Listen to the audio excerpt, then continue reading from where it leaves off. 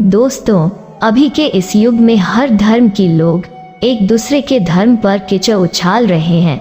ऐसे में गैर सनातनी लोगों का दावा है कि सनातन धर्म के लोग भगवान शंकर के लिंग का पूजा करते हैं, लेकिन अधिक से अधिक हिंदू लोग भी यही मानते हुए आ रहे हैं कि शिवलिंग भगवान शंकर के लिंग हैं।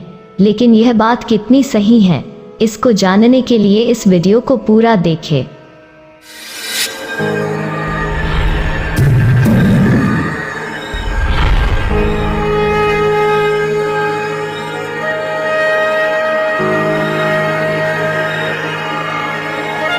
जितने भी सनातन धर्म के लोग हैं जो शिवलिंग का गलत मतलब निकालते हैं, उन सभी से मैं एक ही बात पूछना चाहती हूँ।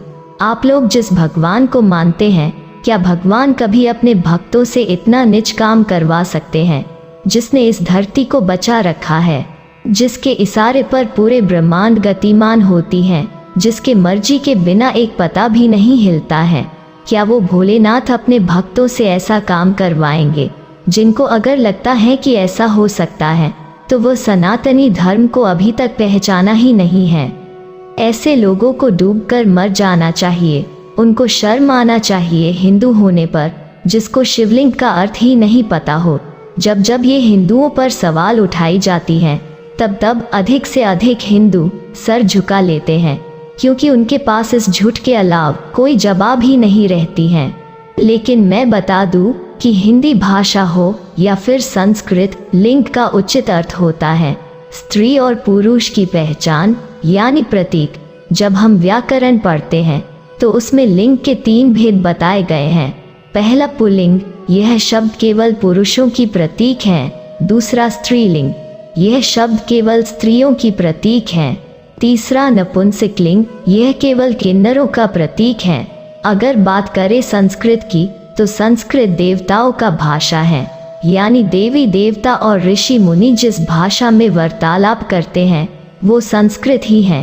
अगर शिवलिंग की बात करें तो संस्कृत में लिंग का अर्थ प्रतीक ही होता है। आप इसे गूगल पर भी सर्च कर सकते हैं। दरअसल बात यह है कि जिस प्रकार लाल झंडा खतरा का प्रतीक होता है, कबूतर शांति का प्रतीक होता है, ठीक उसी प्रकार शिवलिंग भी शिव जी का प्रतीक है। इस बात में कोई संशय नहीं है। यहाँ तक कि ब्रह्मांड की रचनात्मक आकार भी एक शिवलिंग की तरह है, जिसे आप वीडियो में देख सकते हैं। और इसका मतलब ये है कि हिंदू धर्म के लोग जिस पर जलाभिषेक करते हैं वो असंख्य ब्रह्मांडों का प्रतीक है। अगर इसे योगा की दृष्टि से देखा जाए तो इस स्थिति में भी जब कोई साधक अपने ध्यान आसन पर बैठकर गहरी ध्यान में लीन हो जाता है, तब उसके सामने एक प्रकाश उत्पन्न होती है, और वो प्रकाश भी एक शिवलिंग की आकार का ही होता है। लेकिन इसे और अधिक आश्चर्य की बात यह है कि जब वैज्ञानिकों द्वारा सर्च की गई तो उन्हें न्यूक्लियर रिएक्टर और शिवलिंग में काफ़ी समानता दिखाई पड़ी। जिस तरह से न्यूक्लियर रिएक्टर को ठंडा करने के लिए जल का उपयोग करते हैं, उसी तरह शिवलिंग पर भी जलाभिषेक होता है। दोनों की संरचनाएं भी एक सी हैं। अगर दूसरे शब्दों में कहें तो दोनों ही कहीं न कहीं ऊर्जा से संबंधित हैं। शिवलिंग पर लगातार जल प्रवाहित करने का नियम है। देश में ज्यादातर शिवलिंग वहीं पाए जाते हैं जहां जल का भंडार हो, जैसे नदी, तालाब, झील इत्यादि। विश्व के सारे न्यूक्लियर प्लांट भी पानी के पास ही हैं। शिवलिंग की पूरी परिक्रमा नहीं की जाती है। जहां से जल निष्कासित हो रहा है उसको लांघा भी नहीं जाता है। ऐसी मान्यता है कि वो जल आवेशित होता है। उसी तरह से जिस तरह से न्यूक्लियर रिएक्टर से निकले हुए जल को भी दूर रखा जाता है। सभी ज्योतिर्लिंगों के स्थानों पर सबसे ज्यादा रेडिएशन पाया जाता है।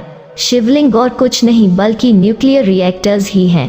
तभी उन पर जल चढ़ाया जाता है ताकि वो शांत रहे। महादेव के सभी प्रिय पदार्थ जैसे बिल्वपत्र, अकवन, धतूरा, गुड़हल आदि सभी न्यूक्लियर एनर्जी सोखने वाले हैं। क्योंकि शिवलिंग पर चढ़ा पानी भी रिएक्टिव हो जाता है, तभी जल निकासी नलिका को लांघा नहीं जाता। भाभा एटॉमिक रिएक्टर का डिजाइन भी शिवलिंग की तरह है। शिवलिंग पर चढ़ाया हुआ जल नदी के बहते हुए जल के साथ मिलकर औषधि का रूप ले लेता है। दोस्तों, सनातन धर्म प्रकृति से जुड़ी हुई है। और ये उस समय से चली आ रही हैं जिस समय ब्रह्मांड की रचना पूर्ण हुई थी।